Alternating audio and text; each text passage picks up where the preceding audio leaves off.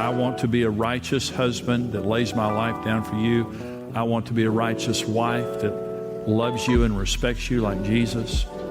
And rather than fulfilling the formula of our past, we're going to turn our marriage over to God, and we're going to celebrate our differences. We're going to heal each other. Somebody say amen.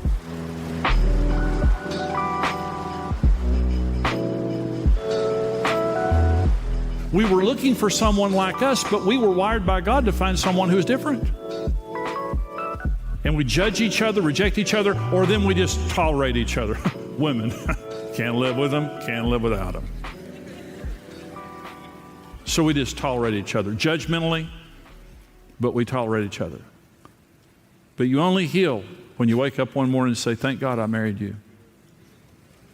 Thank God God gave me to you. I didn't realize.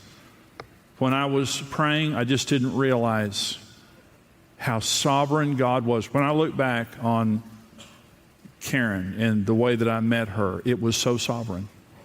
I was unsaved. I wasn't praying for nothing. But God knew Jimmy Evans in his mother's womb. And he had a plan. And he brought me the woman that I needed. And I rejected her before I understood our differences and the fact that she is my aider. Karen and I love each other. We get along because we respect each other. We celebrate our differences. And I'm saying to you, God wired you to find your compatible opposite. You're sitting next to him right now. Receive them. Celebrate them. Don't reject each other. Doesn't mean you don't have to talk things out. Doesn't mean that, the thermostat doesn't need to go up.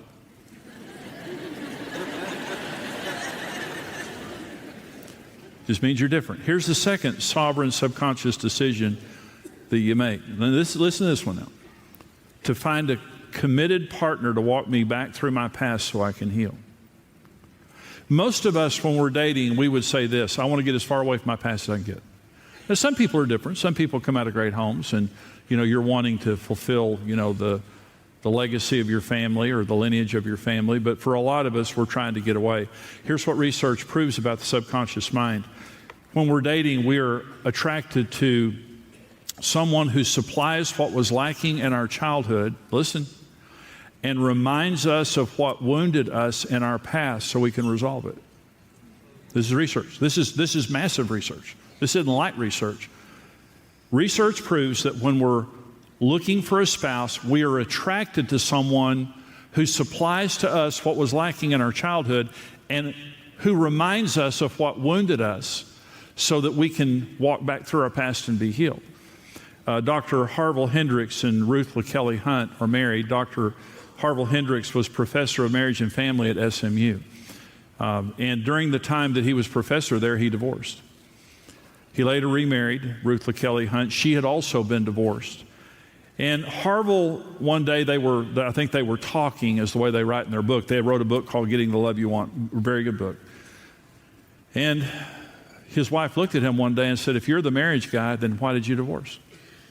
And he said, I don't know. I can't answer that. So they did an 8-year research, in-depth 8-year research together. And they wanted to know the answer to that question, but here's the basic thing they were looking for. Why do couples fight?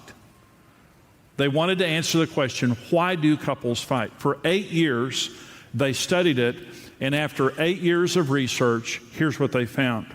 We are all wounded from our past and are subconsciously looking for a spouse who has the best chance of healing us. They believe most of our fights are because we are unaware of this dynamic in the conscious realm, so we are constantly dancing around each other's wounds and are threatening each other rather than healing each other the way that we should. In marriage counseling, one of the things that I find is this: when we're fighting, typically what we're doing is we have the mask of our wounding parent on when we're fighting.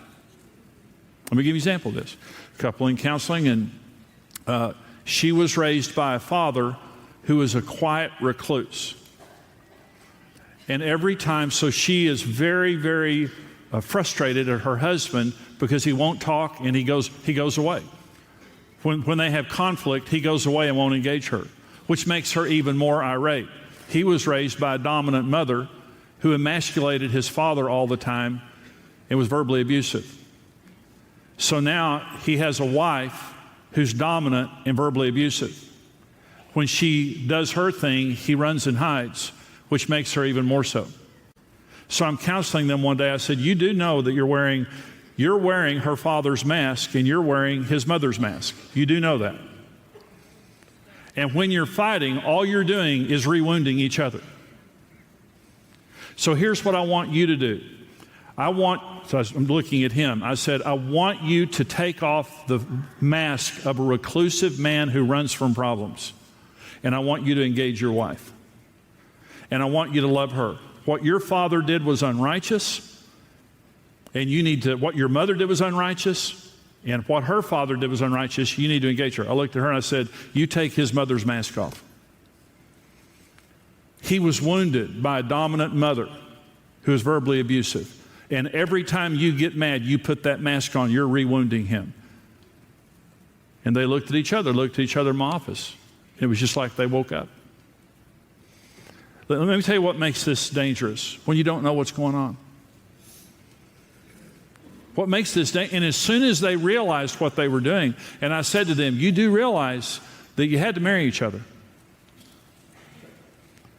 Because when you got married, you were looking for someone who would walk you back through your past, and you're doing a bang-up job. Now, you want to be healed? You want the healing journey to begin?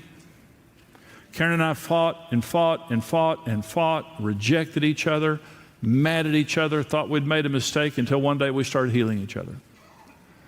And the way that you start healing each other is to admit that you're not well. And Karen did it first. I was not the best person in our relationship, Karen was. And Karen has a book that's called From Pain to Paradise. In her book, she chronicles our marriage. And she made me the issue. There was a big mistake. Early in our marriage, she made me the issue, and she fought with me. And, you know, my feeling was, bring it on, girl. You'll never win that fight.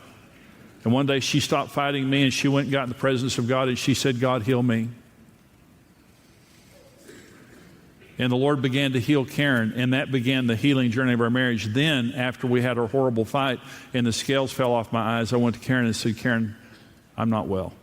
I'm not well. I'm wounded. And now our journey was in the conscious realm. It was no longer subconscious. It was in the conscious realm. We both admitted we had pain, and we both admitted...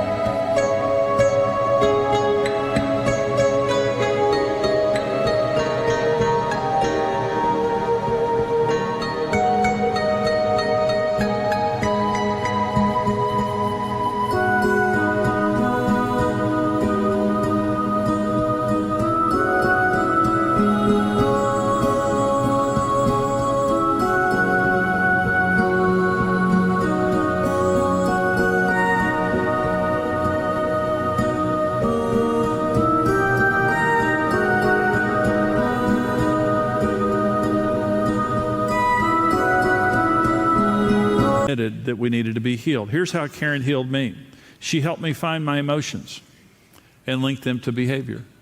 My father never came to one of my ball games in my life. My father was completely distant from my life and never touched me, never physically touched me growing up, never talked to me, never came to a ball game, never in any way engaged himself in my life. And Karen heard me say that one day, and she said, "Oh, that's why you are the way you are." I was like, "Well, what? Well, that," I said, "Jimmy, that wounded you." I thought, "That didn't wound me." You know, and she said, "Yeah, it did." No, it didn't. I remember being in a football game. I remember looking at the sideline and fantasizing that other boys' father was my father. I didn't know how to deal. You know, as a kid, you don't know how to deal with that stuff. You know, and I'm not a crier. I'm not someone that just sits around saying, "Well, my daddy never touched me." But he didn't, and it hurt. But Karen feels. And Karen helped me to get in touch with my own feelings. Let me say this. Every time Karen told me how I was feeling, she was right. As soon as I allowed myself to say, "Is that right?" the Lord would always say, "That's right." And then I would start hurting. I was put in touch with the pain that I know. Let me say this. God's going to do some things for you, first person. Some things He will only do through your spouse. You can't cut out the middleman. He's not going to let you say, "Well, I'm not going to listen to my wife, but I just wanted, me and Jesus got a good thing going."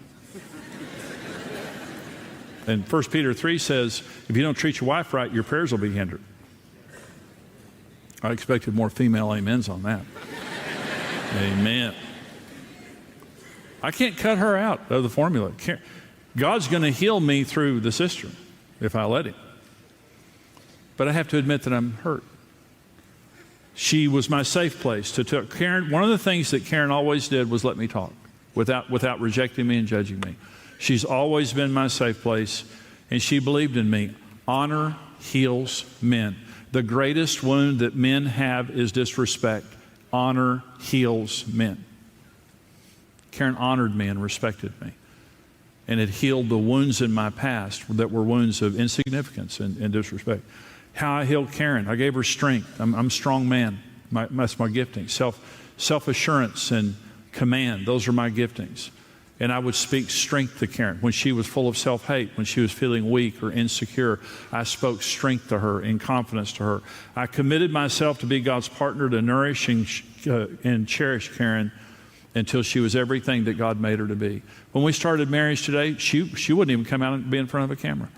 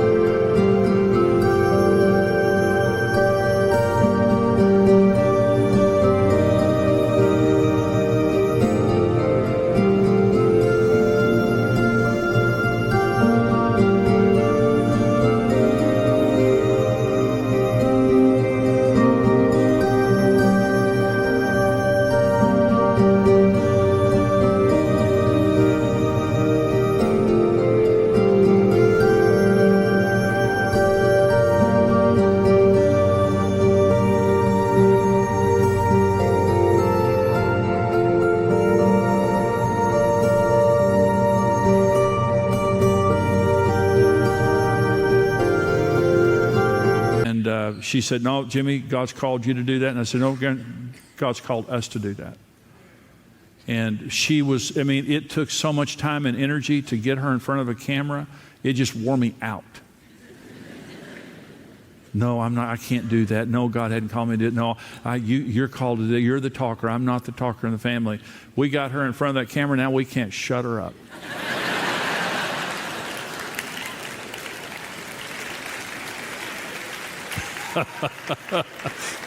I'm getting some major dirty looks from right now here. She's phenomenal. Karen's phenomenal. But I made her feel secure. Security heals women. The greatest wounds that happen in women's lives are because they weren't fought for. They were not cared for. A man did not stand up for them. Even a man hurt them. And when a man stands up and says, you're worth fighting for, I'll lay my life down for you. I believe in you. Karen, really, honestly, she is a lioness of God. But if you could have met her 44 years ago, you wouldn't recognize her. Look, I want to say this. I'm not saying this in a bragging way. I'm saying this because it's true. We're healed. We're just healed. I mean,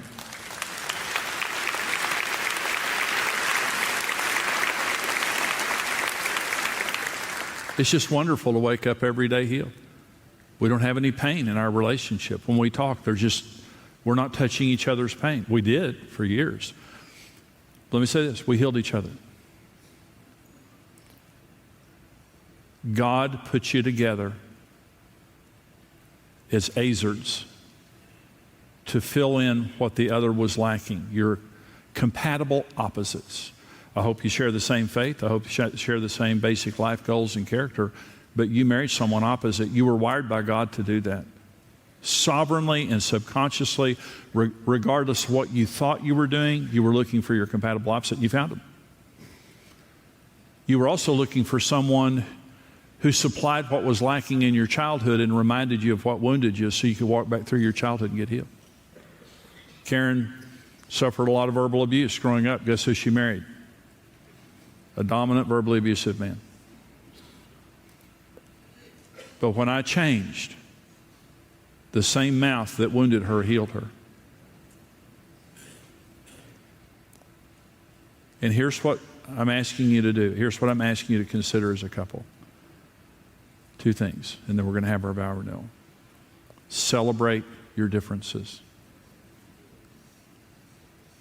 God was working so much deeper than you thought when you were dating. He had to, or you would have selected the wrong person. You were looking on this level, God was looking on this level. And He brought to you an Azer. And you need to embrace that and celebrate your differences. You make a great team. You make a great team. The second thing is this: you're wounded. All of us are. All of us are more messed up than we would want to admit. We come into marriage wounded. And to the degree that we come in marriage wounded, we're looking for someone who will help to heal that. And again, when you were dating, you might have thought, I'm going to get as far away as I can. You didn't do a very good job. And now every time your spouse opens their mouth, and then you have masks on. And what you're doing is you're playing a role, and it's wounding each other. Take the mask off. Stop wounding and start healing. Be the person that God made you to be. And here's what we say. Here's the way you heal each other. I'm hurting. We're hurting. Baby, I love you so much. Let's heal each other. I want to be a righteous husband that lays my life down for you. I want to be a righteous wife that loves you and respects you like Jesus. And rather than fulfilling the formula of our past, we're going to turn our marriage over to God, and we're going to celebrate our differences. We're going to heal each other. Somebody say amen.